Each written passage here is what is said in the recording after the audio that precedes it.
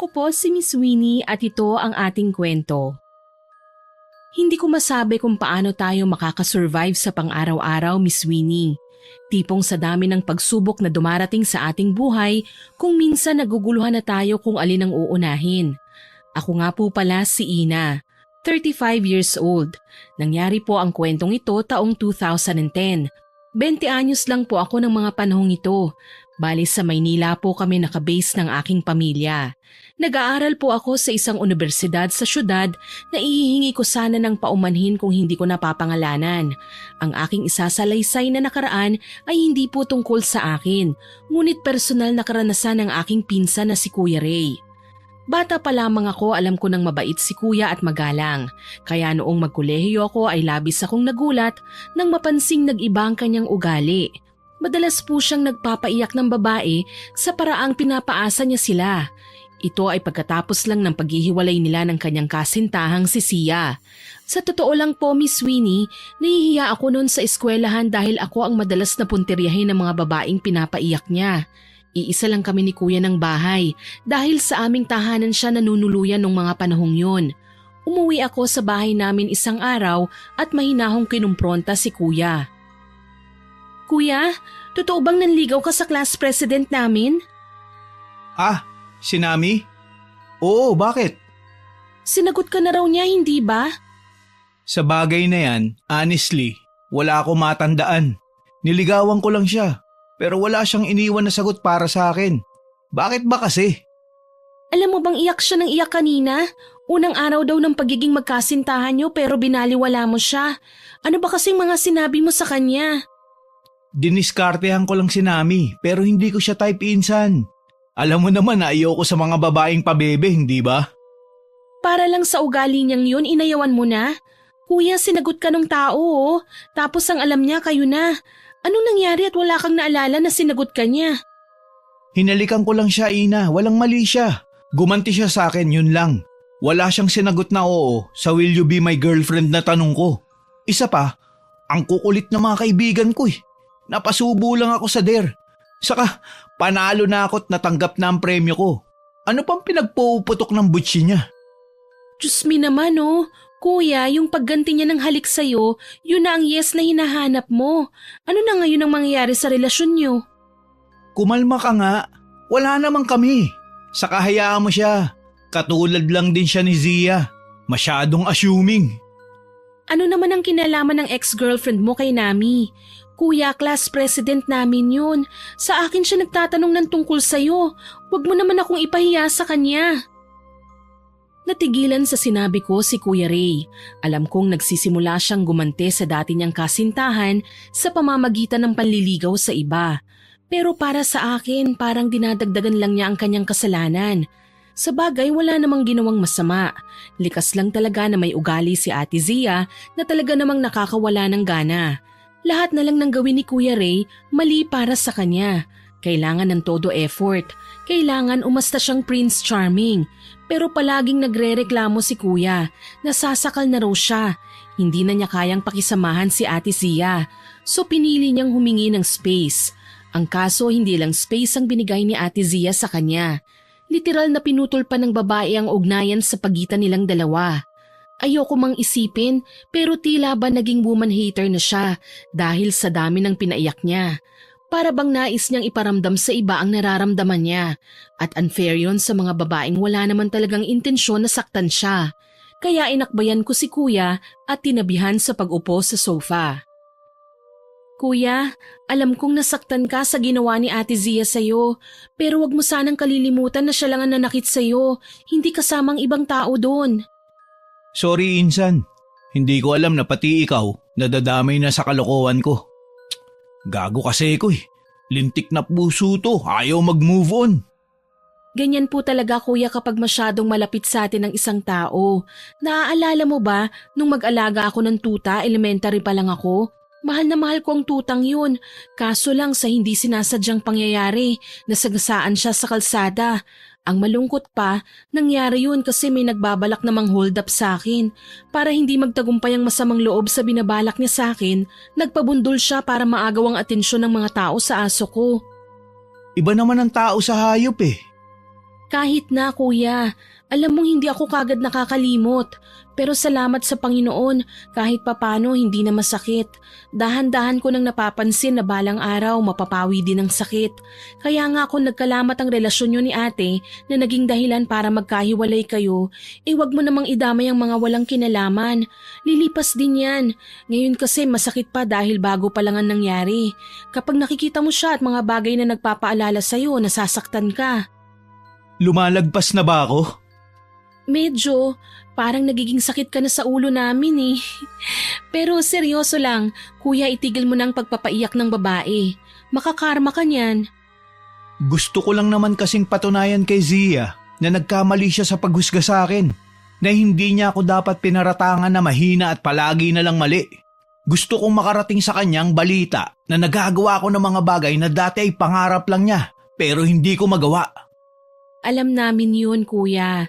Pero sina Nami at ang iba pang babaeng niligawan mo, hindi sila si Sia. Isa pa, nakakahiya naman kay Nami, kuya. Alam mo naman nakaprobinsya natin siya. Ayoko lang na magkaproblema tayo in the future. Naiintindihan ko, Insan. Sorry kung medyo naging maloko ko. Na hindi ko man lang inisip ang mararamdaman ng ibang tao sa gagawin ko. Kahit papaano, ginagawa naman ni Kuya Ray ang mga napag-usapan namin na hindi na siya magpapaasa ng babae. Hindi na siya basta-basta manliligaw kung hindi naman niya gusto. Alam ko kasi sa ngayon, nahihirapan lang siyang tanggapin na ipinagpalit siya ni Ate Zia sa iba. Ang masakit pa ron, ipinapakita yun sa kanya ng babae. Lantaran na ipinumumuka sa kanya ni Ate Zia na kapalit-palit si Kuya Ray. Kaya naman lalong na-depress ang aking pinsan. Isang araw, nagulantang na lang ako nang umuwi mula sa pagkakakumpleto ng closing requirements sa school at naabutan si kuya na laslas na ang pulso, naliligo sa sariling dugo. May malay pa si kuya at mahina na, pero agaran ko siyang nilapitan. Diyos ko, kuya! Anong ginawa mo? Hindi ko na kaya, Insan. Pagod na akong masaktan. Gusto ko nang mamatay. Kuya naman, huwag kang magsalita ng ganyan. Si Ate Zia ba ang dahilan nito? Dahil ako nang haharap sa kanya. Hindi pwede to. Mangiyak-ngiyak na humingi ako ng tulong sa mga kasama namin sa bahay. Mabuti na lang na agapan pa ang ginawa ni Kuya. Nakitaan siya ng suicidal acts kaya naman kinailangan namin siyang iparehab. Mabuti na lang naging responsive naman si Kuya Ray sa pagmamahal at suporta namin sa kanya. Pagkalipas lang ng ilang buwan, hinayaan na siya ng psychologist na umuwi sa aming tahanan. Advice pa ni Doc, mas mainam kay Kuya kung ibakasyon namin siya sa probinsya. Sa pamamagitan nun, mas lalong manunumbalik ang sigla niya. Nagdesisyon kaagad sina Mama. Ipinadala niya kami sa bukid. Wala kasi sa Pinas ang mga magulang ni Kuya. Pareho silang OFW sa ibang bansa, kaya mga magulang ko ang tumayong guardian niya. Kasama ako sa pagbabakasyon since buwan na yun ng March at pwede akong bumiyahe. Ano kuya, okay ka lang ba? Sabi ni Manong driver, mag-stop over tayo sa convenience store. Malayo pa tayo pa norte. Ano, may ipabibili ka ba? Manina lang, Insan. Parang hindi ako mapalagay. Ha? Bakit mo nasabi yan, kuya? Naisip ko lang, okay naman ako. Hindi ko na kailangan na magbakasyon. Bakit kailangan pa nating umuwi sa probinsya? Para daw ma-relax ka, magkaroon ng peace of mind, ganun. Tsaka hayaan na natin sila. Yun naman talagang nararapat eh. Ewan ko ba, Insan? Nariyan ang pakiramdam na para magkakasakit ako sa probinsya kapag tumuloy pa tayo. Grabe ka naman kuya, magbabakasyon lang tayo, naging manghuhula ka na. Seryoso ko, Insan. Sus, magpapalibre ka lang yata ng mani eh. Ayaw mo pang sabihin. O siya, dito ka muna ha. Manong, si kuya wag mong iiwan ha. Babalik po ako. Lumabas na nga ako ng kotse at pumasok sa tindahan. Binili ko na ang mga gusto naming pagkain at tubig. Nang makapagbayad na ako sa counter, bumalik na ako sa sasakyan at tumuloy na sa aming biyahe. Maayos naman at walang traffic, kaya bandang 6:00 ng gabi, nakarating kagad kami sa bayan. Ilang minuto pang biyahe ay huminto na rin ang aming sinasakyan sa harapan ng bahay ng aming yumaong lola, kung saan inaasikaso pa rin ng mga katiwala kahit ginagawa na lamang namin itong bahay bakasyunan. Sa wakas makakapagpahinga na rin tayo. Ang boring naman dito. Sobrang tahimik. May nakatira pa ba sa mga bahay sa paligid? Malamang meron, kaso lang probinsya kasi to kaya hindi na sila nagpupuyat. Hindi kagaya natin sa Maynila na halos hindi natutulog ang mga tao. Sino yung babaeng yun? Napalingon ako sa lugar na tinuturo ni Kuya Ray. Wala namang tao pero pansin ko, nakabakod ang nasabing yun na para bang dating daanan pero hindi na ngayon. Hindi ko siya napigilan ng humakbang ang aking pinsan palabas ng bakuran, sa kalsadang yun siya dumaan at sinundan nga ang sinasabi niyang babae.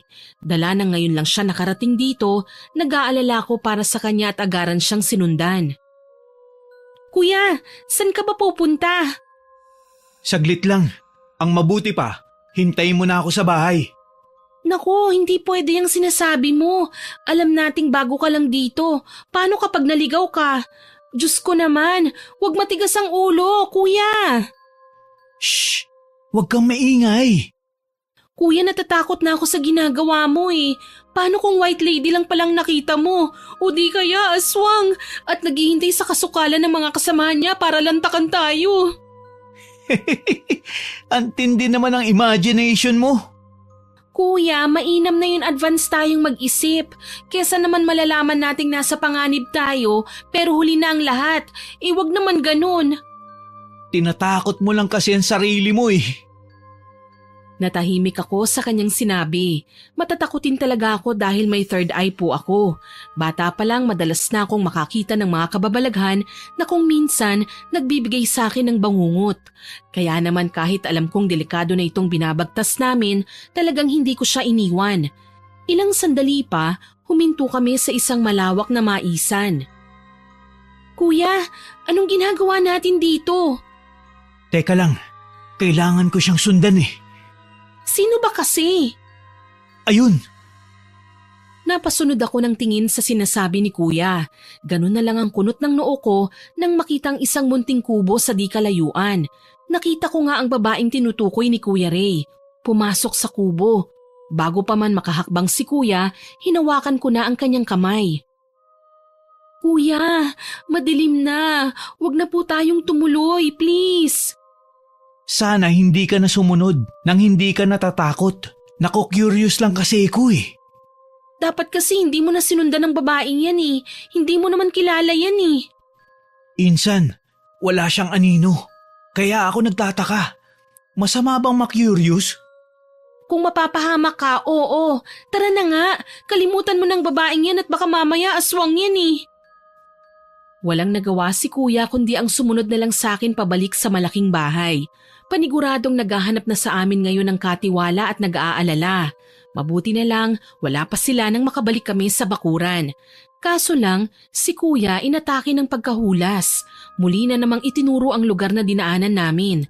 Nakita na naman daw niya ang babae. Bago pa man ako makalapit doon, ay dumating naman si Aling Belinda, ang katiwala ng lumang bahay. Magandang gabi sa inyo, Ray, Ina. Aling Belinda! Naku, salamat naman at nagkita po tayo muli. Excited pa naman ako sa mga kwentong kababalaghan niyo. Ganun ba, Iha? Naku, ako naman ay namimiss ka.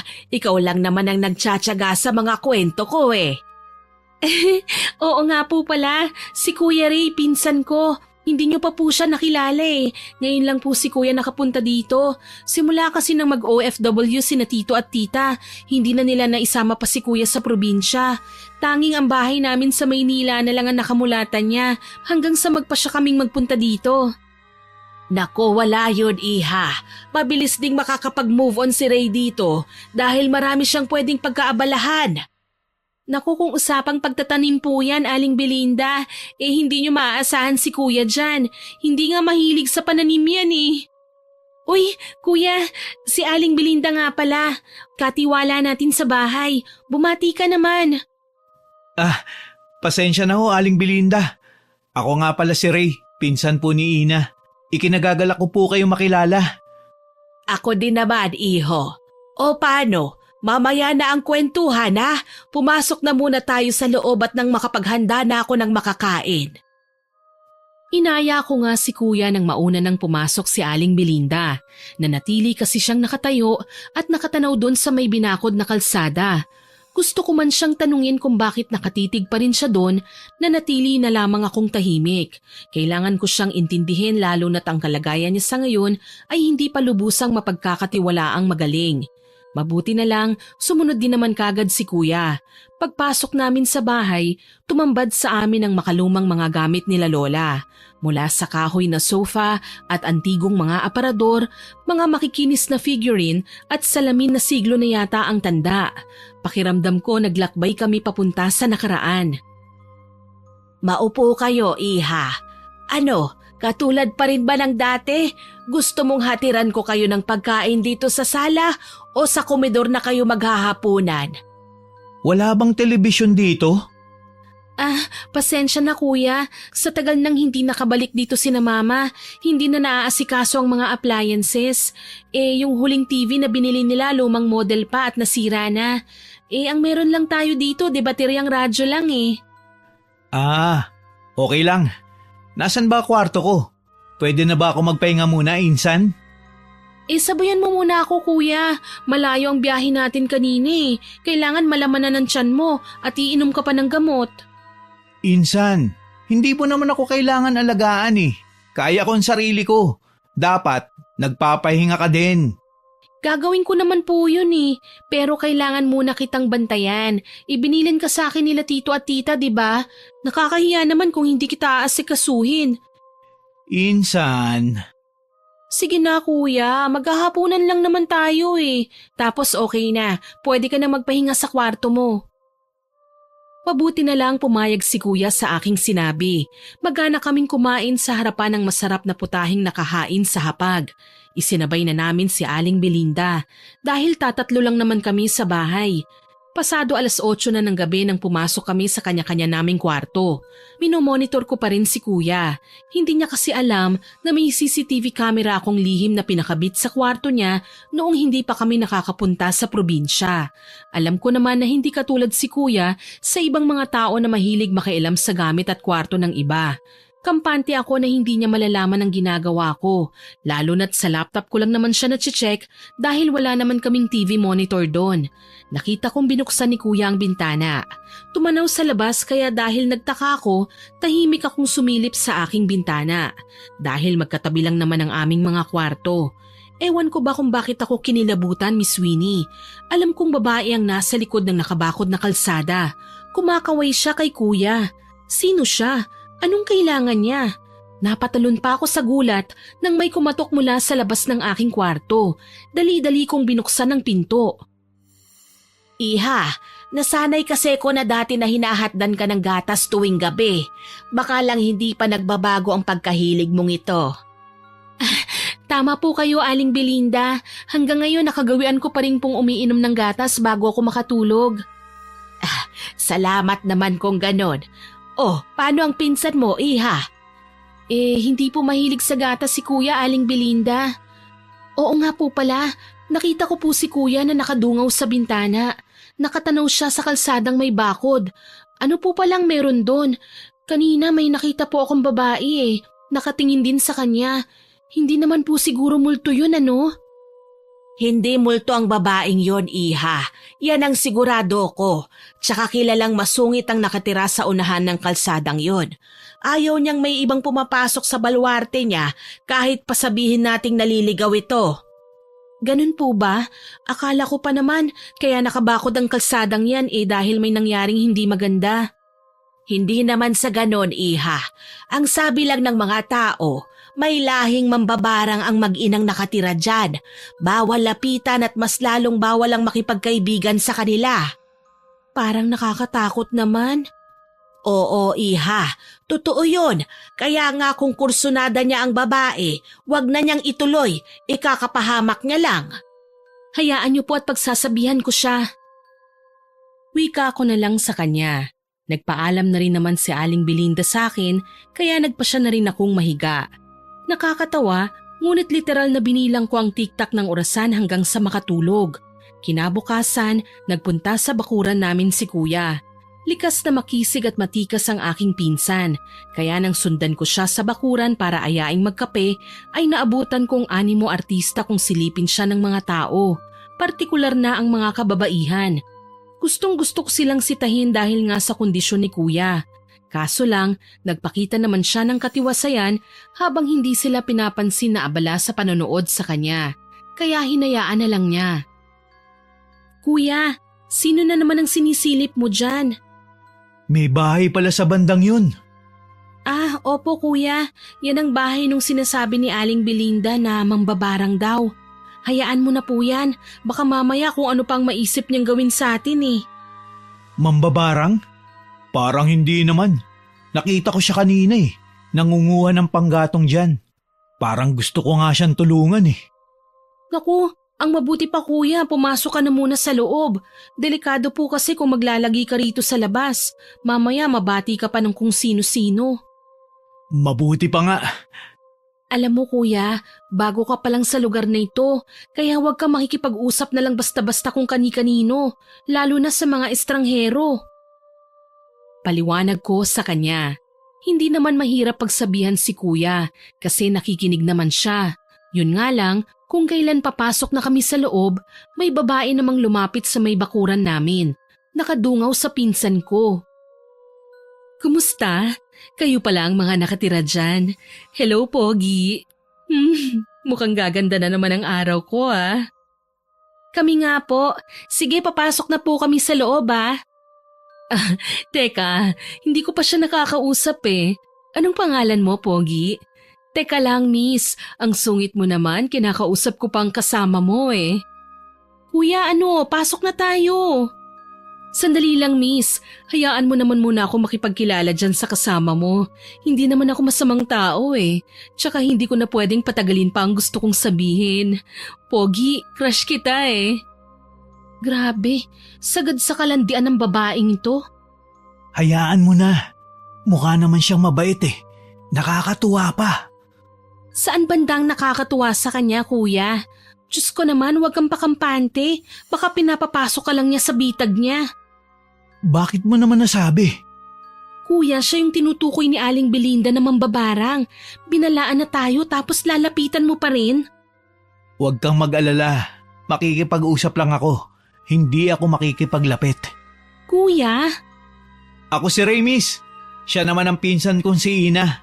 Ikaw, anong pangalan mo? Ako si Ellen. Magtatagal ba kayo rito? Pansin ko kasi ngayon lang nagkaroon ng bisita ang bahay na yan. Ay teka, papasukin niyo naman ako. Gusto kong makipag-usap sa'yo, Ray eh. May kakaiba sa babae na una pa lang, hindi ko na talaga gusto. Malagkit ang titig niya kay kuya. Ako yung mahilig magreto sa kanya ng magagandang babae, kaso lang, ibang nararamdaman ko sa babaeng ito. Parang hindi siya gagawa ng mabuti, kaya medyo kabado ko. Lalo na talagang pilit niyang hinahanap ang pinto ng tarangkahan. Nagpupumilit siyang pumasok. Tuloy natataranta akong hinila si kuya papasok sa bahay at nagkandado ako ng pinto. Hindi ko naman alam dahil sa ginawa ko magagalit sa akin si kuya. Isara natin ang pinto, kuya. Baliw yata ang babaeng yun eh. Bakit mo ginawa yun? Kuya, Hinayaan mo ako dapat nakausapin siya. Wala naman siyang ginagawang masama sa atin ah. nag-iingat lang naman ako, kuya. Sana naman po maintindihan niyo yun. Paano kapag nangyari ulit ang nangyari nun? Magaling na ako at nakapag-move on na ako kay Zia. Hindi mo na kailangan katakutan kung lalapit ako sa mga tao. Pangako, hindi na ako madidepress. Saka alam ko na kung paano umiwas. Sakali man na may mapansin akong mali at kakaiba. Ikaw ang bahala. Basta sinabihan na kita, kuya. Mag-iingat ka. Sabi ko na lang sa kanya.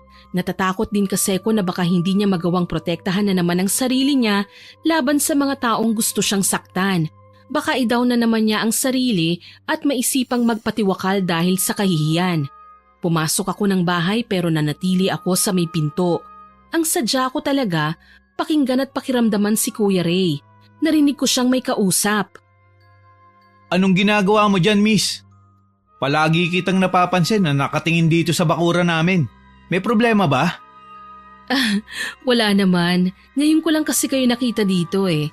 May tanong ako sa'yo. Diretsahan na to ha. Sino pala kayo? Mga apo kami ng yumaong may-ari ng bahay na ito. Ah, ganun pala. Bakit kayo napagawi rito? Alam mo, minsan lang may makapagbakasyong gwapo rito sa amin eh. Hindi ako gwapo, miss. Anong hindi? Crush nga kita eh. Sa tingin ko, mahal na nga yata kita eh. Hindi biro ang pagtatapat ng nararamdaman, miss. Masasaktan ka lang. Huwag ka na magtangkang maglakas ng loob. Hindi lahat ng pinagsasabihan mo niyan ay siguradong pagmamahal din ang igaganti sa'yo. Ayos lang yon, Ray. Nakahanda naman akong maghintay sa'yo eh. Kung kailan ka handang magmahal. Ano, hindi mo ba ako gusto? Hindi ka ba nagagandahan sa akin? Napakunot noo ako nang narinig ko ang sinabi ng babae. Lantaran siyang nagpapakita ng interes kay Kuya Ray, kaya lumapit na rin ako para makipag-usap. Insan, bumalik ka? Opo kuya, natagalan ka kasi sa pagpasok sa loob eh. Pasensya na. Lumapit kasi sa akin si Ellen eh. Uy, ano na Ina? Papapasukin mo na ba ako? Pasensya na, hindi ko magagawa yung gusto mo. Hindi kami nagpapapasok ng hindi namin kilala eh. Teka, magkakilala na tayo hindi ba? Kayo naman? Tama ang pinsan ko, Ellen. Paano? Kailangan na namin pumasok. May iwan ka na namin dito ah. Uy, wag mo na kayong umalis. Natuwa ako nang iwanan namin si Ellen sa labas. Kahit papaano alam kong umiiwas nga si Kuya sa mambabarang. Ilang beses na niyang ginagambala si Kuya hanggang sa umabot na nga kami sa isang buwan sa probinsya. Hindi niya nilulubayan ang kuya ko. Madalas niyang buwisitin habang pilit na kinakausap pero palaging aloof sa kanya ang aking pinsan. Pagsapit ng tanghali, kinailangan kong pumunta sa bayan. May mga bibilhin akong importanteng gamit namin ni Kuya. Habang naghahanda, pilit akong kinakausap ni Kuya. Gusto niyang sumama sa akin. Sige na, Insan. Hayaan mo na akong samahan ka. Para naman wag ako maburyong dito. Oo nga, iha. Hayaan mo na yung pinsan mo. Malaki na yan eh. Oh, narinig mo sinabi ni Aling Belinda ha? Malaki na ako. Kaya ko nang gawin ng mga bagay ng nag-iisa. Alam ko na kung ano ang tama at mali. Sige na. Napapikit ako at pilit na nilunok ang animoy kung anong bumaras sa aking lalamunan. Hindi marahil naiintindihan ni Aling Belinda ang takot ko at kailangan manatili na lang si Kuya sa bahay. Hindi niya makita ang kalunos-lunos na kalagayan ni Kuya nang maglunod ang pinsan ko sa swimming pool o di kaya nang muntika na siyang magbigti sa sarili at maglaslas ng pulso. Iniiwasan ko lang naman na makakita siya ng mga sitwasyon na pwedeng mag-trigger sa kanya para mawala na naman sa sarili. Gayunpaman, wala akong nagawa kundi ang payagan siyang sumama nang maisip ding baka dahil sa labis na katahimikan ay madepress ulit si Kuya at makaisip na naman ng kung ano-ano. Sige na nga po kuya, magbihis ka na at sumama ka sa akin. Basta huwag kang magrereklamo ha. Oo naman. Mananahimik lang ako sa tabi. Sige kuya, halika na. Kailangan nating bilisan at maglalakad lang tayo. Wala bang kahit na tricycle man lang dito? Wala po kuya. Sa layo natin sa kabihasnan, karosa lang ang alam ng mga taong hakutan ng kanilang mga pinamili. Sa atin naman, kukontrata ko lang sa mga pauwing magbubukid ang pinamili natin. May kotse naman tayo ah. Bakit hindi na lang natin dalhin? Maliit lang ang pamilihan kuya. Tsaka baka pagkatuwaan ng mga bata o di kaya ibatuhin nila ng bato. Mabuti na yung nag-iingat. Kaya ba simple lang yung suot mo? Malapit mo na kasing maging kamukha si Aling Belinda eh. Hahalakhak na sana ako kaso lang isang natitililing boses ang narinig namin mula sa di kalayuan. Ani mo naghahabol kaya nilingon namin kagad ni Kuya ang pinanggagalingan. Si Ellen. Ikaw na naman? Sinusundan mo ba kami? Hayaan mo akong sumama sa inyo, hindi ba pogi? Tsaka gusto kong makasabay si Ray eh. Importante ang lalakarin namin eh. Grabe naman, sasabay lang hindi pa talaga pwede. Bakit ka ba sunod ng sunod sa amin? Hindi ka ba marunong maglakad ng mag-isa? Hayaan mo na, Insan. Hihiwalay din yan pagdating sa pamilihan. Grabe ka naman, Ray. Hindi pa nga nagiging tayo, hiwalay na kagad. Pasensya na, miss. Yung mga galawan mo kasi, nagbibigay ng motibo eh. Pinagdaanan ko na yan. Hindi mo na ako maaakit. Tignan natin, Ray. Ako pa naman, hindi tumitigil hanggat hindi ko nakukuha ang lahat ng gustuhin ko. Napansin kong sumama ang loob ni Ellen sa sinabi sa kanya ni Kuya. Hindi na kasi siya sumabay sa amin. Hindi ko rin siya napansin sa pamilihan. Kahit papaano, nakampante ako na wala ng asungot sa lakad namin. Nakapamili ako ng maayos habang si Kuya Ray naman patingin-tingin sa mga tao. Medyo matamlay. Tuloy binilisan ko ang pamimili at ibinili ng mga yon sa binayaran kong magmamaneho ng karosa. Inaya ko si Kuya na umuwi na. Nagulat ako nang pagdating sa bahay namin, mataas na ang lagnat niya. Kuya, ayos ka pa kanina. Ano bang nangyayari? Bakit bigla kang nagkaganito? Hindi ko alam, Insan. Bigla na lang sumama ang pakiramdam ko eh. Para akong masusuka na mahihilo. Gusto ko lang humiga. Teka, tatawagin ko lang si Aling Belinda. Aling Belinda, tulungan niyo ho ako. Aling Belinda! Iha, sumisigaw ka. Anong nangyari? Si Kuya po kasi mataas ang lagnat. Hindi naman namin alam kung anong nangyari sa kanya. Teka, pasuri nga. Nilapitan ni Aling Belinda si Kuya. Habang ginagawa niya yun, nanginginig na tinawagan ko sina Mama. Ipinaalam ko ang nangyari kay Kuya. Sabi nila baka raw nanibago lang si Kuya sa klima sa probinsya, lalo na't ngayon lang siya nakapunta rito. Kaya naman pinayuhan nila ako na magpatawag na lang muna ng manggagamot, na wala naman talaga akong dapat na ikataranta. Pagkatapos naming mag-usap ng aking mga magulang, bumalik ako sa kwarto para makita si Kuya Ray. Naabutan ko siyang pinupunasan ni Aling Belinda ng basang towel sa noo. Sabi naman ng ginang, medyo bumaba na raw ang init ng temperatura ni Kuya. Aniya, may natuklasan lang daw siya na hindi niya alam kung dapat ba naming ikatakot o hindi. Yun ay ang mahawakan niya ang paa ni Kuya Ray at malaman niyang nanlalamig ang talampakan ni Kuya. Iha, alam mo, parang hindi normal na lagnat ang dumapo sa kuya mo eh. Ganito kasi ang senyalis ng nababate. Sino naman pong uusog kay Kuya? Nakatayo lang po siya kanina, wala naman siyang kausap maliban kay... Maliban kanino, Iha? Diyos ko, kinausap niya kanina si Ellen, Aling Belinda. Ano? Bakit mo naman hinayaan? Hindi ba't sinabi ko sa inyo na huwag kayong lalapit sa babaeng iyon? Hindi ako nagbibiro, Iha. Isang mambabarang si Ellen. Marami na siyang pinagkatuwaan. Hindi ko po alam, Aling Belinda. Nabigla lang talaga kami nang basta na lang siyang lumapit sa amin. Tapos ngayon... ano po bang dapat naming gawin? Tulungan niyo po kami, Aling Belinda. Kagagaling lang ni Kuya sa karamdaman eh. Nakakaawa naman po siya kung hindi natin siya tutulungan. Huwag kang mag-alala, Iha. Ipapatawag ko si Cardo. Siya ang kilalang albularyo dito sa ating bayan. Pwede nating ipatawas ang kuya mo para malaman ang eksaktong nangyari sa kanya. Sige po, Aling Belinda. Mas mabuti nga kung ipatawag niyo ang albularyo. Hindi pwedeng maging ganito na lang si Kuya. Kaagad namang umalis si Aling Belinda at naiwan akong binabantayan si Kuya Ray. Sa po ang ulo na nagpalakad-lakad ako sa paanan ng kanyang kinahihigaan.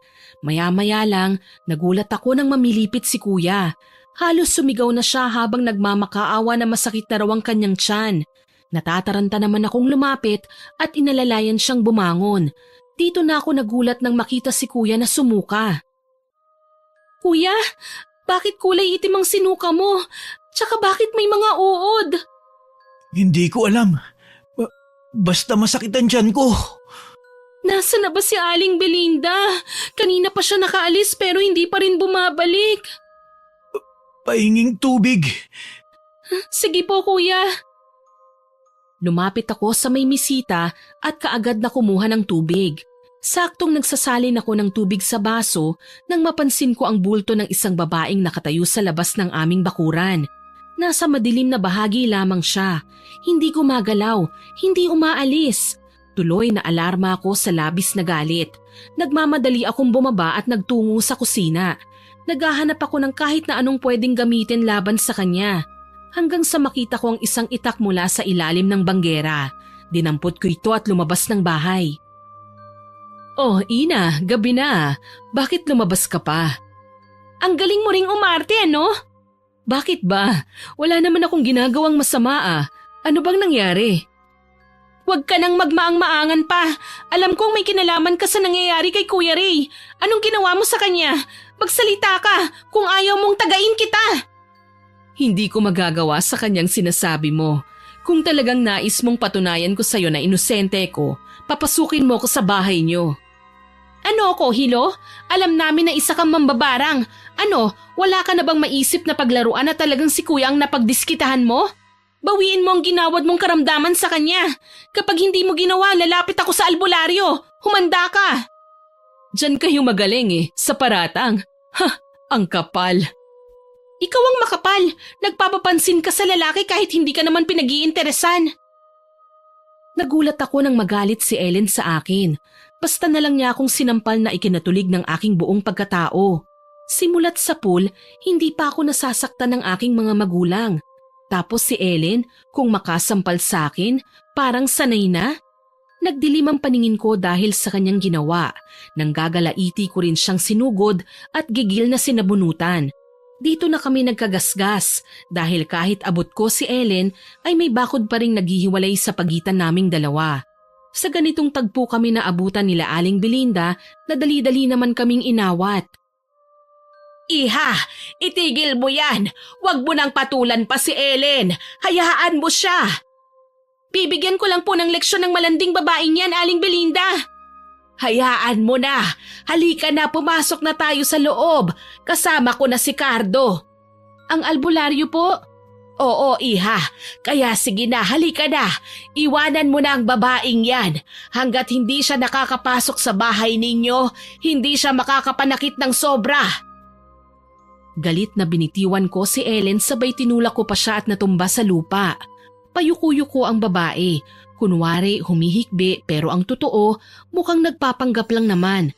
Alam ko yun dahil hindi siya makatingin ng maayos sa akin.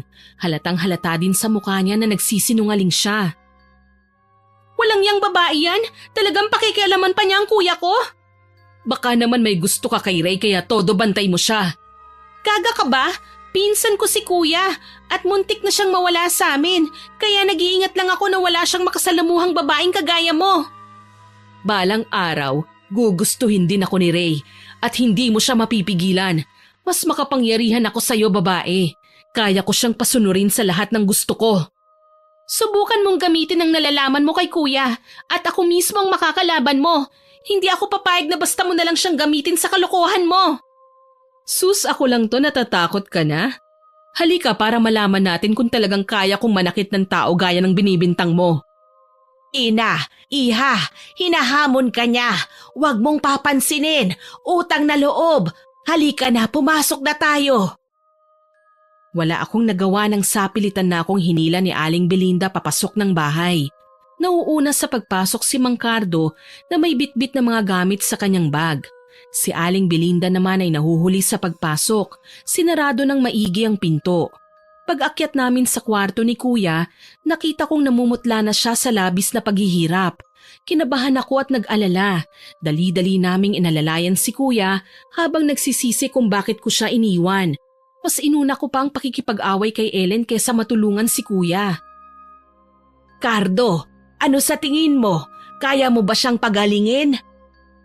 Huwag kang mag-alala. Tatawasin muna natin si Ray. Kumuha kayo ng planggana na may lamang tubig at asin. Sige, aasikasuhin ko. Mang Cardo, ano po bang nangyari kay Kuya? Bakit may uod po ang sinuka niya kanina? Wala naman po siyang ibang kinain kanina eh. Malamig ang kanyang talampakan, Iya. Mukhang nadali siya ng usog.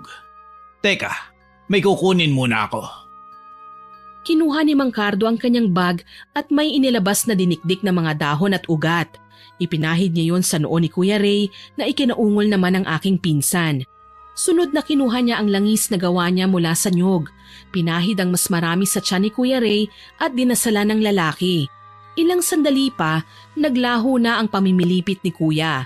Napakalma niya at kalaunan ay nagawa pa niyang mapatulog.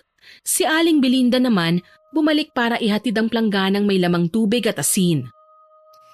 May nagmamaniobra para magkasakit siya, iha. Kailangan nating malaman kung sino. Kilala ko na siya, Mang Cardo. Hindi ba't siya naman ang sinabunutan ko kanina? Walang yang babae yun, porke ayaw siyang pansinin ni Kuya, dinadaan niya sa pambabarang. Mapapatunayan natin yan. Teka lang at may gagawin ako. Ano po ang tawag dyan, Mang Cardo? Ito na ang tinatawag na pagtatawas. Malalaman natin sa pamamagitan ng plangganang ito at patak ng tinunaw na kandila kung ano ang itsura ng taong nanggambala sa kuya mo. Paano po niyo gagawin? Huwag kang maingay at bawal ang magulo. Doon ka muna sa tabi. Kailangan ko lang umusal ng orasyon. Tumabi nga ako at nanahimik kagaya ng gusto niya. Kinakabahan ako at natatakot para sa kuya ko. Nalingunan ko siyang natutulog pero nangingitim ang kanyang mga braso. Nanlaki na lang bigla ang mga mata ko nang mapansin ang animoy buhay na bukol sa loob ng kanyang balat. Parang gustong gumapang, naghahanap ng madaraanan. Bigla akong kinilabutan. Ituturo ko sana yun kay Mang Cardo, kaso lang may nabubuo na naman siyang imahe mula sa tinunaw na kandila. At dito ko nga napatunayang si Ellen nga ang may kagagawa ng pagkakasakit ni Kuya. Pagkahumaling ang dahilan kung bakit niya napagdiskitahang saktan ng pinsan mo sa pamamagitan ng barang, iha. Humaling? Bakit hindi gayuma kung ganyang gusto niya si Kuya? Patatakot sa kanya ang kuya mo dahil ipinakikita niya ang kakayahan niya na hindi na niya susuwayin pa. Sa pamamagitan nun, hindi na siya matatanggihan pa. Walang yan naman palang babaeng yan eh. Kung ako na kaya ang sumabunot sa kanya nang makaramdam siya ng sakit. Hindi mo siya basta-basta magagawang saktan. Hawak niya ang buhay ng kuya mo. Oras na saktan mo siya, alam mong isang pitik lang ng daliri niya ay magagawa na niyang pasakitan ang pinsan mo. Ang kapal talaga ng Ellen na yan? Kailangan mong matunton ang pinaglagyan niya ng buhok ng kuya mo, iya. Huwag mo muna siyang basta atakihin. Hindi niyo ba kayang isumbalik o ipalipad hangin ang binigay niyang barang, Mang Cardo? Subukan niyo naman po baka lang pwedeng mangyari yun. Sige na naman po. Mahihirapan akong gawin yun kung ganyang una mo siyang kinumpronta, iya. Dapat sana, kahit alam mong siya ang may gawa, hindi ka na muna nagsalita. Alam mo kasi, mauuna niyang itanggi ang mga bagay at baka hindi na natin siya makumpronta oras na malaman niyang pinagdududahan natin siya. Sa mga bagay na ganito, kailangan nating maging maingat sa pagpapasya, iha. Napaiyak ako sa sinabi ng albularyo. Di yata't ako pang nagpalala ng kalagayan ngayon ni Kuya. Dahil wala pang naipapaliwanag ang matanda, ay nauna ko ng kinalaban ng nambarang sa kanya. Paano na lang kung itago nga ni Ellen ang mga gamit niya sa pambabarang kay Kuya? Paano kung siya mismo magtago na mula sa akin at dalhin niya ang pinsan ko sa hukay kasama siya? Hinding-hindi ko mapapatawad ang sarili ko, panigurado. Nilapitan naman ako ni Aling Belinda at inalo. Huwag ka nang malungkot, iha. Sinabi yun sa'yo, Ricardo, hindi para ipamukha na may mali ka. Sinabi niya sa'yo ang mga bagay na yon para malaman mo na maraming pwedeng gawin si Ellen sa pinsan mo hanggat hindi nababawi ang ginamit niya sa pambabarang. Kailangan mo siyang pigilan, iha. Gagawin ko po yan, Aling Belinda. Hindi ako papayag na magtagumpay si Ellen sa ginagawa niya. Tama yan, iha. Kailangan mong maging handa. Ayokong dumating ang araw na magaya ka sa akin. Nang dahil sa takot hindi ko na nagawang iligtas ang anak ko. Inakit din siya ni Ellen. Bakit niya po ginagawa ang mga bagay na yun? Hindi na bata si Ellen kagaya ng inaakala mo. May edad na siya, iha. Mukha lang siyang bata tignan pero ang totoo niyan, kasing edad lang namin siya. Nang aakit si Ellen ng mga kalalakihan para mapanatili ang kanyang kabataan. Ano pong mangyayari kay Kuya? Kapag hindi naagapan, tatanda rin si Ray, mas magkakasakit siya at mamamatay ng maaga. Huwag naman po. So kailangan kong matyagan si Ellen para masira ang mga plano niya? Ganon na nga, iha. Hahanapin mo lang naman ang kamalig niya at kukunin ang kahit na anong kahinahinalang bagay na posibleng ginamit niya laban sa kuya mo. Kaya niya ito nabarang ng ganon kadali. Huwag po kayong mag-alala, Aling Belinda. Magiging maingat po ako ngayon. Kailangan ko pong mapigilan si Ellen sa ginagawa niya. Pangako ko kay Aling Belinda. Naging matyaga kami sa pag-aasikaso kay Kuya sa mga sumunod na araw. Nagkamalay na siya at medyo mababa na ang lagnat. Pero hindi ko alam kung matutuwa ba ako habang pinakikinggan siya na ikinuwento sa akin ang tungkol sa mga gusto niyang gawin kapag gumaling na siya. Nagiging makwento si Kuya. Iba na ang nasa isip niya. Palagi na lang si Ellen. Nagkasakit na nga ako't lahat. Hindi man lang ako dinalaw ni Ellen. Kuya, bad influence sa'yo si Ellen, kaya wag mo siyang hahanapin. Ewan ko ba, Insan? Gustong gusto ko siya makita eh. Parang hindi ako mapapanatag hanggat hindi ko nasisilayan ang kanyang ganda. Sus, maganda ba yun? Parang hindi naman eh. Ina, huwag ka naman masyadong ganyan kay Ellen. Hindi ka naman niya inaaway ah. Kahit na, wala siyang magandang idinulot sa'yo. Alam mo naman na binarang kanya, hindi ba? Sana po wag mong kalimutan yon, Kuya. Hindi ko lang kasi maiwasang purihin siya eh. Sa labis niyang ganda, gusto ko na nga siyang ligawan. Malay mo, hindi niya na ako maisipang pambarangin kapag sinuyo ko siya, hindi ba? Naku, yan ang wag na wag mong gagawin, Kuya. Baka mas lalong mamihasa ang babaeng yan. Dapat kay Ellen iniiwasan. Sinabi ko yun kay Kuya para hindi niya na mapansin na ako mismo ay may naiisip na plano laban sa babae. Balak kong sundan si Ellen, oras na mamataan ko siya sa aming bakuran. Kwento kasi ni Aling Belinda, simula nang magkasakit si Kuya Ray ay madalas nang nagpupunta sa labas ng bakuran namin ng babae at nakatambay lamang doon. Wala namang ginagawa, basta nakatingala lang sa kinaroroonan ni Kuya. Gusto ko ngang isipin na baka may binabalak na naman siyang masama eh. Pero pagkatapos ng gabing pabalik-balik sa amin si Mang Cardo at pagsabihan kaming dasal lang ang katapat sa bawat masamang sumpa na ibabato sa amin ng babae, hindi na lumala pa ang kalagayan ni Kuya. Yung mga bukol na nakita ko noon ay nalusaw na. Kinabukasan, nagsuka na siya ng patay na ipis. Kasama yun sa kinain niyang lugaw kaya ganun na lang ang pandidiri ko.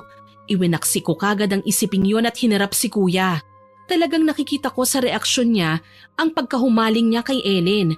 Pero hindi ako papayag na magtagumpay ang babaeng yun sa masama niyang binabalak. Kuya, ang mabuti pa magpagaling ka na muna. Mas maganda kung matutulog ka. Aasikasuhin ko lang ang pagkain mo ah. Kakainan naman. Hindi ba pwede magpahangin lang ako sa bakuran? Pasensya na Kuya, hindi pwede eh. Dito ka na lang sa kwarto mo. May mga binili naman akong libro eh. Alam kong mahilig kang magbasa.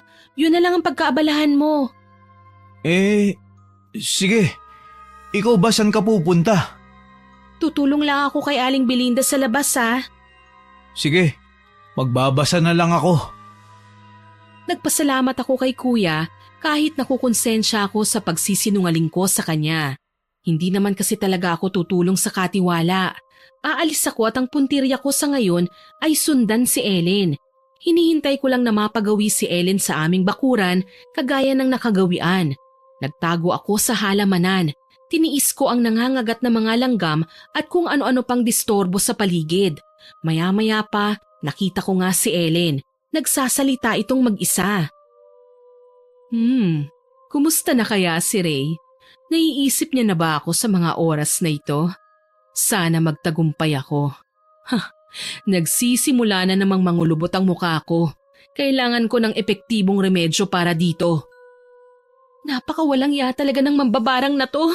Hindi na nakontento. Talagang balak pang biktimahin ng kuya ko pagkatapos niyang akitin. Pwes hanggang dito na lang ang kasamaan mong yang babae ka. Gagawin ko ang lahat. Huwag ka lang makalapit sa kanya. Tumayo ako at kaagad na sinundan ng babae nang umalis na siya at magsimulang maglakad. Kagaya nung una, binagtas niya ang may kahabaang kalsadang yun, papunta sa mas masukal na kakahuyan hanggang sa tumambad sa akin ng maisan. May makipot na kalsada sa unahan at natanaw ko si Ellen sa pagpasok sa kubong naroon. Mukhang nagmamadali. Hindi na rin ako nag-aksaya ng panahon. Kaagad kong hinabol si Ellen at nagtago sa likod ng nakita kong may kalakihang drum na sa tingin ko ay tubig ang laman. Mula doon, kitang-kita ko ang ginagawa ni Ellen sa loob. Sa tingin ko, abala siya sa paggawa na naman ng orasyon na gagamitin niya sa pagmamanipula kay kuya. Muntikan na akong mapasigaw nang may kumalabit sa aking balikat at natigilan nang makita si Aling Belinda. Ay, Aling Belinda! Ano pong ginagawa niyo rito? Nag-aalala ko sa'yo kaya sinundan kita, iha. Sana po hinintay niyo na lang ako sa bahay. Baka kasi mahuli tayo ni Ellen eh. Huwag kang mag-alala.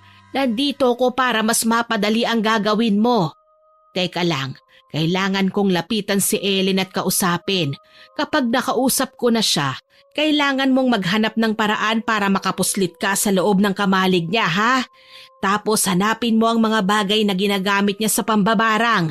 Sunugin mo yon, iha. Kahit po ba nasa altar susunugin ko? Oo, heto ang gasolina. Hayaan mong masindak siya mamaya. Ang mahalaga, maunahan mo siyang masunog ang mga gamit niya. Huwag na huwag kang magpapahalata. Sige po. Mabuti kung ganon. Sige, kilos na at ako nang bahala sa kanya. Kagaya nga ng napag-usapan namin, pumuslit lang ako habang inaabala naman ni Aling Belinda si Ellen. Napag-alaman kong may mga pagkakataon pa lang napapagawi si Aling Belinda sa lugar ng babae, lalo na kapag naliligaw ang manok na alaga niya sa lupaing sakop ni Ellen. Mabuti na lang, nag-uusap na ang dalawa kaya patiyad akong gumapang tsaka sa kabilang dako ng kamalig nagpunta. Nang papasok na ako sa pintuan, nakita kong hinila ni Aling Belinda si Ellen palayo kaya mas nagkaroon ako ng pagkakataon na masunog nga ang mga gamit niyang tumambad kagad sa akin pagkapasok ko pa lamang. Kitang-kita ko ang mga kandila na kulay itim at pangalan ni Kuya Ray na nakasulat sa papel. Walang paghihinayang na sinilaban ko yon gamit ang gasolina. Humahangos akong nakarating sa aming bahay kung saan naabutan ko naman si Mang Cardo na pinapahiran ng langis ang katawan ni Kuya. Oh, bakit ka humahangos, iha? Nagawa ko na po ang pinag-uutos niyo, Mang Cardo. Talaga ba? Kung ganun, kailangan mong magtago. Ang damit na ginamit mo sa pagpasok sa bahay ng mambabarang, hubarin mo at sunugin, iha. Sa pamamagitan nito, kahit idaan ka pa niya sa panghuhula, ay hindi kanya matutunton dahil sinunog mo na ang damit mo. Gagawin ko po. Si Kuya, kumusta? Ayos lang ako, ina. Ano ba yung pinag-uusapan niyo ni Mang Cardo? Ano bang ginawa mo? Wala naman, Kuya. Huwag mo nang isipin yun. Sige na, sabihin mo na sa akin. Baka naman makatulong ako. Tapusin niyo na muna ang ginagawa niyo, Kuya. Basta ang importante, gagaling ka na. Minuto lang ang lumipas at nagkagulo na sa maisan. Ang mga kabaryo namin, gimbal na nakiusyoso. Ni walang nagtangkang tumulong sa hysterical na si Ellen habang sumisigaw na nasusunog ang kanyang kamalig. Bigla akong tinubuan ng konsensya, Miss Winnie. Para bang naging mahirap sa akin ang tanggapin na nakagawa ako ng mali sa aking kapwa. Nang dumating si Aling Belinda sa bahay, kaagad ko siyang sinalubong. Nagawa mo na bang sunugin ang damit mo? Nagawa ko na po. Si Ellen, nasan po siya? Huwag mo nang alalahanin si Ellen. Akala niya nasunog ang bahay niya dahil sa sinindihan niyang kandila. Wala siyang kamalay-malay na ikaw ang nagsunog ng mga gamit doon para matigil na ang pambabarang niya. Ano? Sinunog mo ang bahay ni Ellen? Bakit mo ginawa yun? Kuya, magpapaliwanag po ako. Hindi. Mali ang ginawa mo eh. Bakit mo pinakailaman ang bahay niya? Saan ba titira ngayon si Ellen? Hindi ko akalaing magagawa mo sumunog ng bahay. Kuya, binarang ka niya. Kapag hindi ko po yun ginawa, ikaw ang papatayin niya. Kalokohan. Ang bait-bait ni Ellen sa akin. Tapos gaganyanin mo siya? Insa naman. Paano kapag nalaman niya ang ginawa mo, sinumbong ka sa pulis? Sa tingin mo patatawarin ka niya? Kuya. Itigil mo yan ah. Baka gusto mo ako pa mismo magpahuli sa'yo. Sobra akong nasaktan sa mga sinabi sa akin ni Kuya Ray. Wala akong ibang ginawa kundi ang iligtas siya sa kalupitan ng mambabarang na si Ellen pero nagmukha pa yata akong masama. Umiiyak na umalis ako at nagtungo sa kakahuyan. Doon ko ibinuhos ang sama ng loob ko sa aking pinsan. Mukhang nalaso na nga ni Ellen ang isip ni Kuya Ray kaya wala akong magagawa kundi ang magpalamig na muna. Dasal ko lang, wag na siyang balikan pa ng babae. Nang matapos ako sa pag-iyak ay tumayo ako at nagpa siya nang bumalik sa bahay. Bago ko pa nagawa yun, tumambad sa aking harapan ng galit na si Ellen. Akala mo ba hindi ko alam ang ginawa mo? Nilinlang niyo ako! Anong ibig mong sabihin? Huwag ka nang umarting inosente. Ikaw ang sumunog sa kamalig ko. Ngayon, iiyak ka kapag ako ang nakaganti sa'yo. Abay, napakahayop mo rin pala kung ganon. Ikaw na nga ang may kasalanan, ikaw pa ang matapang? Kakalbuhin kita. Ikaw ang isusunod ko sa kuya mo. Anong gagawin mo? Galit ka dahil binarang ko ang kuya mo, hindi ba? Pwes babarangin ko siya ulit at pagkatapos, ikaw naman ang isusunod ko. Bago pa man ako makatakbo, nanghina kaagad ako nang paluin ako ni Ellen sa ulo. Hindi ko alam kung anong inihampas niya sa akin, pero nahilo ako tsaka bumagsak sa lupa. Hinang-hina sa aking sinapit. Halakhak lang ni Ellen ang huli kong narinig bago ko nawala ng malay. Nang muli akong magising, nakagapos na ako at nasa isang madilim na lugar, pero may nasisilawan naman na liwanag sa aking kinaroroonan. Naririnig ko ang boses ni Ellen habang kausap ang boses naman ni Kuya. Pero nanlumo lang ako nang mapansing hindi ako makapagsalita o makasigaw, ni hindi ako makapigla sa aking kinaroroonan. Pakiramdam ko, nakasilid ako sa isang baul na kahit anong pagnanais kong makawala ay hindi ko magawa. Sa huli, napilitan akong pakinggan ang usapan ng dalawa. Basta kapag nakita mo ang pinsan ko, balitaan mo na lang ako ha, Ellen? Nag-aalala na kasi ko talaga sa kanya eh. Bakit mo ba kasi pinag-aaksayahan pa ng oras ang pinsan mo? Malay natin, nakipagtana na siya sa lalaki. Alam mo na, ang mga babaeng kunwari mabait, may tinatago palang kulo. Hindi ganong klaseng babae ang pinsan ko. Mas mature pa nga mag-isip sa akin yun eh. Nag-aalala na ako. Ilang araw na siyang nawawala eh. Alam ko naman na nagtatampo siya sa akin. Pero hindi ko naman masabi sa kanya na ayaw ko lang magkamali siya. Isa pa, gusto ko din mag-sorry sa kanya. Tama na kasi ang drama, Pogi. Kung pumayag ka na lang sana na maging nobya ko, di sana masaya tayo ngayon. Wala pa sa isip ko yan. Sariwa pa sa puso ko nangyari sa amin ng ex ko.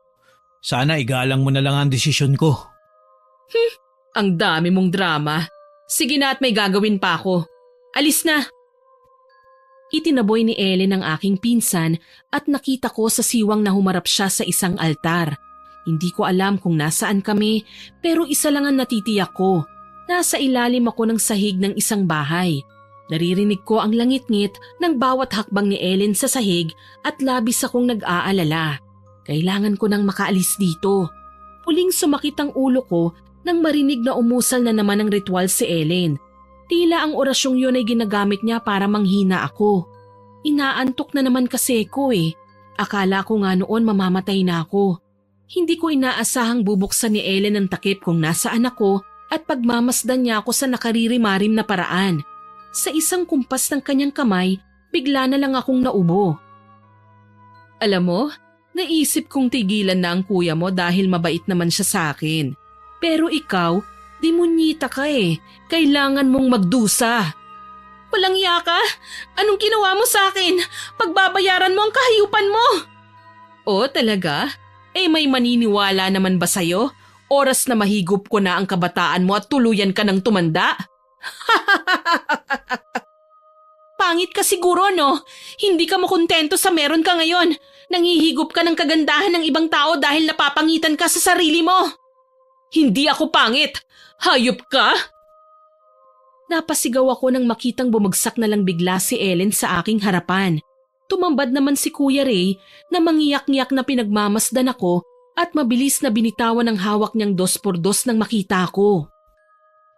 Sinasabi ko na nga ba eh. Nasa bahay ka lang ni Ellen. Kuya Ray! Shh! Huwag ka nang umiyak, Ina. Simula nung mawala ka, ipinaintindi sa akin ni Aling Belinda at Mang Cardo ang ginawa mo. Napilitan ka lang na sundin sila dahil gusto mong gumaling ako. Alam mo, Insan, okay na ako, sobra. Kaso lang, Nag-alala naman ako sa'yo. Bigla ka naman kasing nawala. Tinangay po ako ni Ellen. Kaya nga, aalis na tayo ngayon. Paano kapag hindi nagustuhan ni Ellen ang ginawa natin? Ngayon ka pa natakot sa babaeng yun? Dati nga hindi ka natakot na sunugin ang bahay niya. Isa pa, alam ko na ang totoo eh. Ilang beses ko na minatyagan si Ellen at marami ako natuklasang kawalangyaan niya.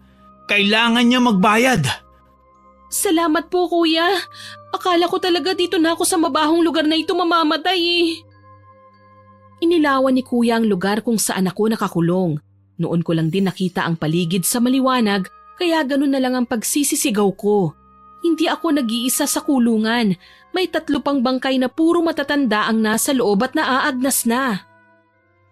Diyos ko! Anong klaseng nilalang si Ellen? Halika na. Mamaya na natin pag-usapan yan. Tatawag tayo ng pulis. Ipapahuli natin ang babaeng yun.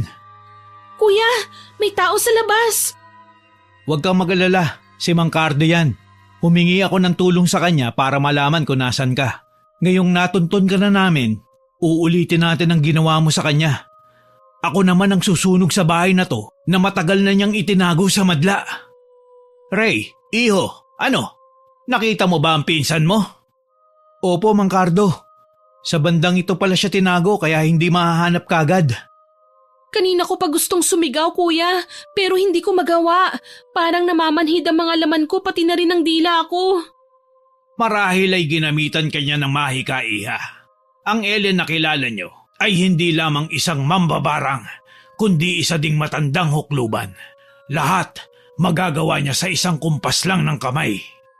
Kaya pala kahit itaas lang niya ang kamay niya, napipipi na ako.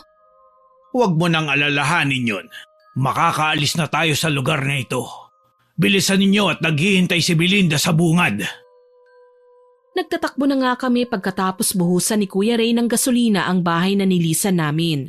Kaagad na naglagablab ang apoy at kumalat sa iba't ibang sulok ng bahay.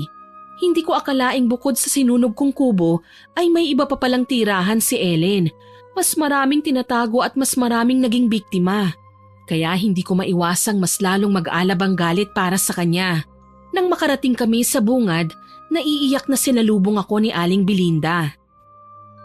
Diyos ko, iha! Mabuti at ligtas ka! Pinag-alala mo kami, ina! 1 linggo kang nawala! 1 linggo? Ganon ako katagal nawala ng malay? Noong hapong malaman ng kuya mo ang pagsunog natin sa Kamalig, kinausap namin siya ni Manong Cardo mo. Ipinaliwanag ko anong klaseng tao si Ellen. Nagsagawa din si Cardo ng orasyon para bumalik sa dati si Ray dahil napapansin namin na nakokontrol ni Ellen ang lalaki, lalo na kapag inaakit niya ang pinsan mo.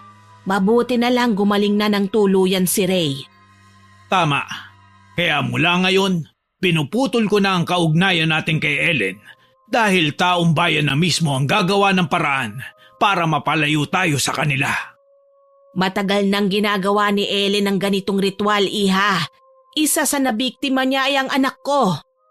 Kung ganun, talagang halang na ang kaluluwa ni Ellen dati pa. Ganun na nga. May mga nakita po akong bangkay sa loob na pinagkulungan sa akin. Puro matatanda. Hindi sila matatanda, iha. Sila ang mga taong unang nauto ni Ellen na sumama sa kanya. Kinuha niya ang kabataan kaya tumanda ang mga ito at namatay. Kawawa naman sila. Pagdarasal na lamang ang magagawa natin para sa kanila. Tama po kayo. Kaya umalis na tayo dito, Aling Belinda. Kailangan managot si Ellen sa lahat ng pagkakasalang nagawa niya. Umalis nga kami sa lugar na yun at umuwi sa bahay. Itinago ako ni Aling Belinda, Mang Cardo at Kuya Ray dahil sa matinding galit sa akin ni Ellen. Napag-alaman kong hindi na niya masasaktan si Kuya dahil may suot na siyang pangontra laban sa mabagsik na mambabarang. Mas lalong sumama ang tingin sa amin ni Ellen nang matuklasan niyang nasusunog na naman ang bahay niya. Sa katunayan, sumugod siya sa aming tahanan para kumprontahin kami. Hinarap naman siya ni Mang Cardo na sa tingin ko nakahanda kaming protektahan. Kayo lang naman ang susunog sa bahay ko, Mang Cardo. Alam kong matagal niyo na akong balak ibuking sa kung anumang kalokohang gusto niyong malaman mula sa akin. Wala kang sapat na patunay sa mga paratang mo, iha. Kaya ang mabuti pa, umalis ka na dito bago pa tayo magkasubukan. Gusto mo palang magkasubukan tayo, ha? Hindi mo magugustuhan ang ganti ko sa'yo sakali man. Kaya ang mabuti pa, kalimutan mo nang naging pag-uusap natin. Hindi ako papayag na hindi makaganti! Mga hayop kayo! Iniangat ni Ellen ang kanyang kanang kamay at umusal ng mga hindi ko maintindihang lengguwahe. Nagulat ako dahil umihip ng malakas ang hangin. Puno ng sindak at pag-aalala para sa sarili, napasiksik ako sa ulunan ng kama. Si Kuya Ray naman, inilabas ang isang buntot pagi na ayon sa kanya, pangontra daw laban kay Ellen. Isang araw na namulat siya sa katotohanan, marami siyang natutunan. Isa sa mga yun ay ang huwag magpabulag sa kagandahang taglay ng isang mambabarang, sapagkat ang tunay nitong anyo ay masahol pa sa inaasahan. Nararamdaman ko na ang presensya ni Ina sa bahay niyo. Ilabas niyo siya! Akin ang babaeng yan! Kabataan niyang nakatakdang magpapaganda sa akin!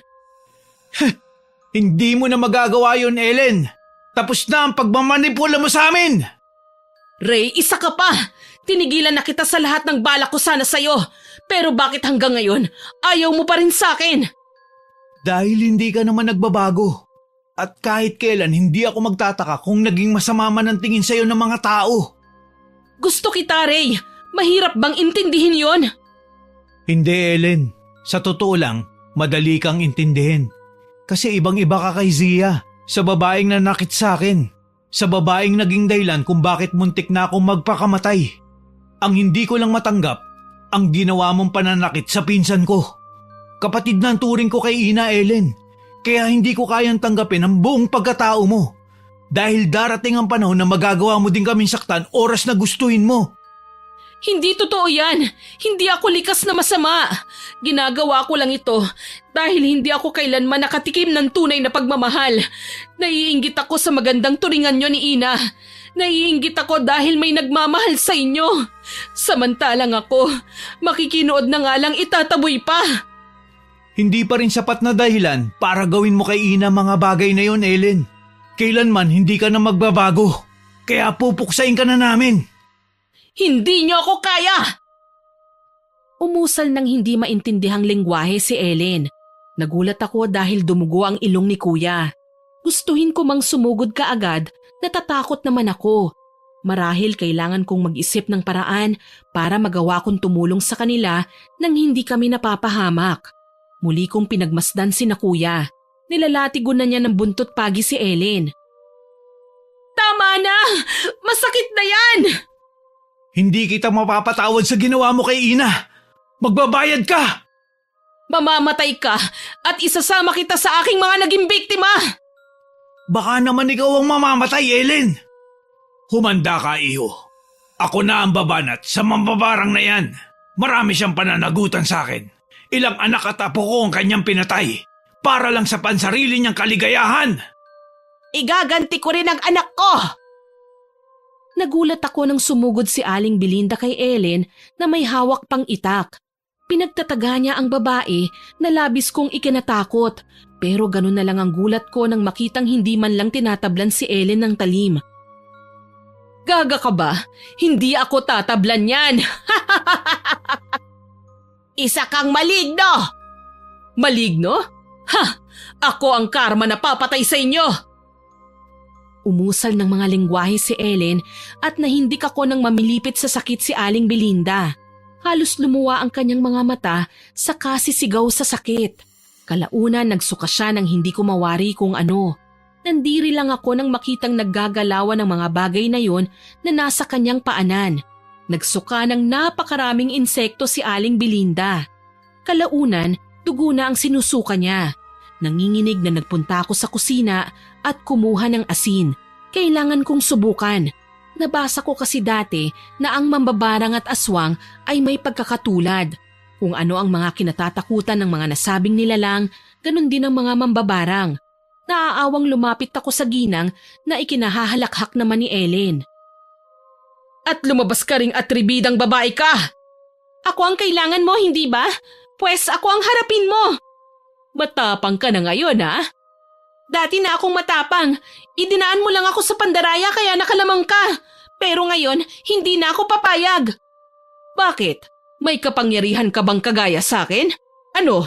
Bubugahan mo ba ako ng apoy? Nagpapatawa ka ba? Papasuin lang kita kagaya nito. Napasigaw si Ellen nang makita niyang marahas kong isinaboy sa kanya ang asin. Kita ko ang takot sa kanyang muka, kaso lang huli na para umatras siya. Sinubukan pang tumakbo ni Ellen pasugod sa akin, kaso lang nakita ko na kung paano dahan-dahang umusok ang katawan niya nang tinamaan ng asin. Hindi ako nakadepende sa kapangyarihan kasi wala ako niyan. Pero kung may basbas ako ng Panginoon na sinasamba ko, mamamatay ka. Aba, ang yabang mo ha? Pinaso mo pa akong walang hiya ka. Hindi ka na makakalapit pa rito, Ellen. Muli ko siyang sinabuyan ng asin na nagpasigaw sa kanya. Wala akong nagawa nang marinig ang atungal niya, sabay takbo na naman sana para atakihin ako.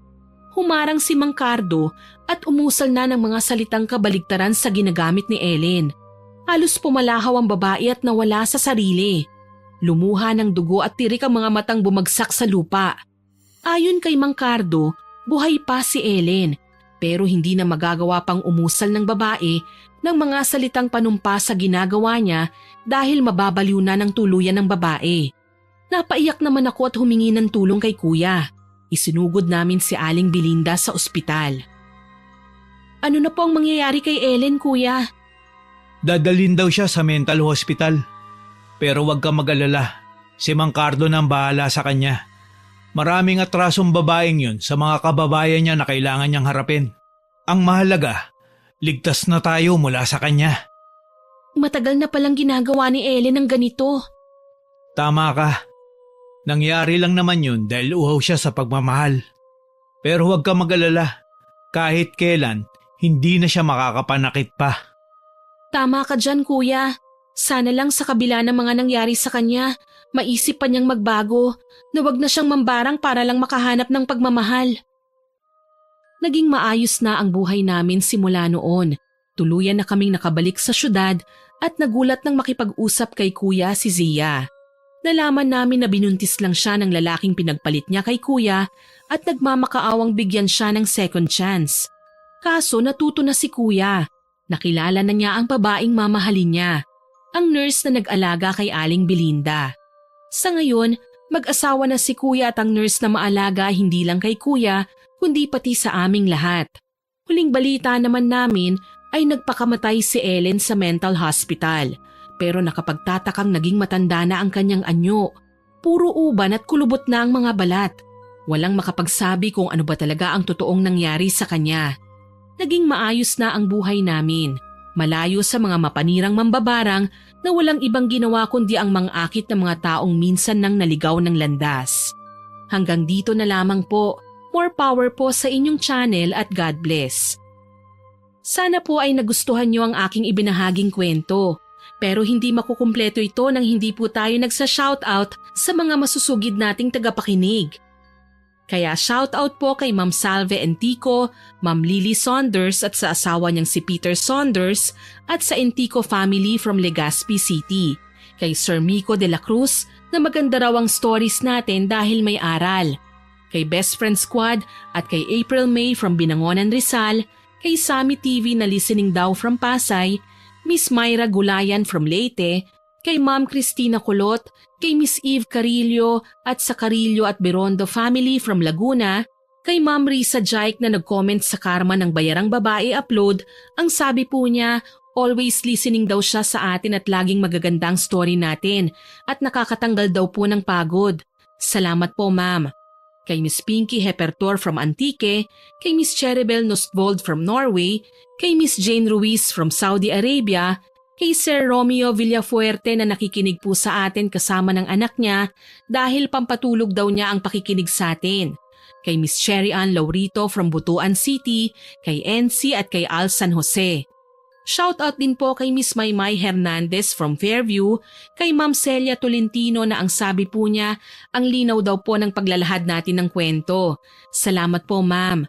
Kay Sir Brandon Bass, Miss Erica Sheila Biscara, sa Safari Custom Collectibles from Hawaii, kay Ma'am Mel Santarita, Miss Cheska Liana, kay Ma'am Erma Rioveros, kay Garlene Yamson from Palawan, kay Miss Jamaica Eli, kay Miss Jocelyn Cadalin from San Miguel Leyte at Sanarido family, kay Miss Virginita Rivero, kay Jenjen, kay Ma'am Lucita Reyes from Masbate, kay Liza Lazar from Saudi Arabia, kay Jenny May Jomboy at kay Ma'am Rose Acampado na nakikinig sa atin dahil nakakawala daw po ng pagod sa tuwing may ginagawa siya.